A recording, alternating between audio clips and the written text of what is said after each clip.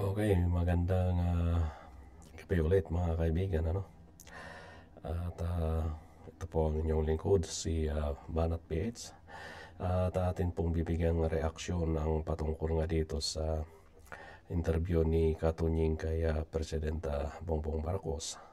At isa sa natanong niya ito ay kung makikipag bati ba si PBBM sa mga Duterte. At alam naman natin na nagkaroon ng sigalot ang dalawang kampo. Lalo na noong nadala si PRRD doon sa PRRD sa nadala doon sa Dahig. So tignan natin ang komento ni PBBM. Mr. President, kayo po ba sa puso ninyo, gusto niyo bang makipagkasundo pa sa mga Duterte? Oo. Ako, ayoko ng gulo. Gusto ko makasundo sa lahat ng tao. Mas maganda, marami na akong kaaway. Hindi ko kailangan ng kaaway. Kailangan ko kaibigan. Kagaya ng sabi ko sa'yo, pagka... Hindi ko... Magko-confess ako dito. Pwede naman po, para akong pari po nito ngayon na po. Ewan ko, kahit hanggat maaari, ako, ang habol ko yung stability, peaceful, para magawa namin yung trabaho namin. Kaya ako, lagi akong bukas sa ganyan. I'm always... Oh, di ba? So, isa nga dito, gusto niyang makipagbati at bukas ang kanyang pintuan para maayos kung anumang mga pagkakaiba o sigalot na nila dito sa mga Duterte. So, maganda kung gano'n, ano? Kasi hindi kaya ni PBBM na mag-isa lang gawin ang mga dapat gawin para sa sambayan ng Pilipino, at kailangan niya ang mga kaibigan o kailangan niya ang mga kasama para may sagawa ito. Open to any approach na alika magtulungan tayo, di ba? Kahit hindi tayo magkasundo sa polisiya, hindi tayo magkasundo, gawin niyo yung trabaho pero wag na tayong nanggugulo. Wag na natin tanggalin natin yung gulo. Anong... Di ba? Sabi nga niya, alisin natin ang gulo. Kaya yung mga nanggugulo, kung mayroong mga nanggugulo, ay tumigil na. realization nyo na ganito po ang naging resulta po ng eleksyon, may kinalaman po sa administration slate? Para sa akin, I have two conclusions dito sa election. Una, nagsawa na ang Pilipino sa politika. Sawan-sawa na sa politika. Ang mensahe sa amin lahat, hindi lamang sa akin, kundi sa aming lahat, tama na yung pamumulitika ninyo. At kami naman ang asikasuhin ninyo. Tama rin na rin. Tama po yun, ano? Kung yung mga natayong mga o naibotong mga politiko dapat ay magtrabaho na, hindi yung puro politika ang inaasikaso, ano, inaatupag. So maganda nga pasimula, ano, ang itong sinabi ni PBBM na magkaroon nga ng reconciliation between Marcos and Duterte.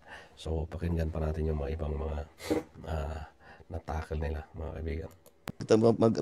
Maggawin na natin lahat ng kailangan gawin. So nagsawa ang tao. Ano po yung pangalawa? Yung pangalawa, disappointed ang tao sa serbisyo ng gobyerno. Hindi nila nararamdaman at masyadong mabagal ang galaw ng pagbubuo ng mga project na hindi pa nila maramdaman. Palagay ko ang nangyari dyan, dahil nung bago akong upo, sabi ko ayokong mangyari na business as usual. Opo. Dahil walang mangyayari sa Pilipinas. Hanggang doon na lang tayo. Hindi tayo aalsa. Tama yun, ano? Nagsawa na rin ang mga tao sa politika. So, kaya dapat yung mga, sabi ko nga, mga nakaupo ay isipin na ang kapakanan ng tao. Hindi puro puro politika. Kasi walang mangyayari sa ating bansa kung puro politika o puro nagbabangayan ang ating nakikita, no? So, ganun nga, no? Dapat yung sinasabi ni PBM, dapat yun yung gagawin din ng mga iba, no? Na magkaisa ang sambayanang Pilipino upang itaguyod ang kapakanan magagandang mga project o mga magagandang plano para sa ating bayan. Sabi ko, kailangan natin baguhin ito. Kaya tinignan ko yung malalaking mahihirap na proyekto na long-term ang magiging effect. Yun ang trabahuhin natin. Opo. So, tinrabaho namin. Kaya ang lalaki, yung mga project na ginawa namin priority, yung mga tourism, yung mga health, yung mga, puro malalaking proyekto. Ang problema sa malalaking proyekto, transportation, Medyo matagal eh. matagal talaga. Matagal yan. Kahit na super efficient, walang problema, tama, walang hindi nagka-problema. Matagal talaga yan. Opo. Isipin mo, yung subway, huhukayin mo yung para makadaan yung train. Kaya yun nga, no? Sa bagay, pang matagalan naman nagamit katulad nga ng subway na yan. Matagal nga gawin. Natin. Bakit ngayon lang na tayo nagbibigay ng tulong sa produksyon? Opo.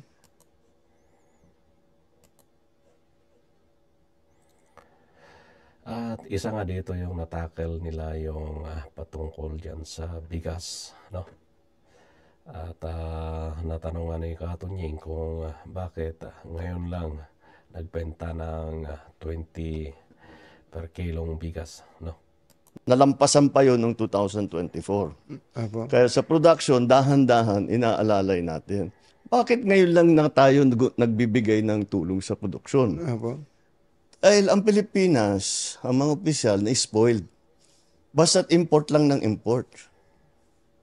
Tapos, yung importation niyan, illegal and legal. Opo. Ang katotohanan, ang nakita namin, ang pang-control doon sa presyo ng bigas ay ang smuggled na bigas. Kaya nag-hoard. Opo. Yan. Ang una na, kung titignan ninyo, ang isa sa una namin ginawa, nag-raid kami ng mga warehouse. Itong pinakamalupit. Sinabi namin, ba't may ganito? At hindi na iniintindi, basta't puro ang import natin. Dahil ang nag-i-smuggle, mga official din ng gobyerno. Kumikita sila. Opo. O di bakit nila papalitan? Sige, pasok lang sila ng pasok. Hindi nila iniintindi ang production. Hindi nila iniintindi yung sistema. Hindi nila iniintindi ang presyo ng palay, ang presyo ng bigas, ang kikitain ng magsasaka. Wala ganun. Kailan po itong Di ba? Naalala ko yung sinabi ni Jose Claire Castro patungkol nga dyan sa bigas. Yung kumontrol, yung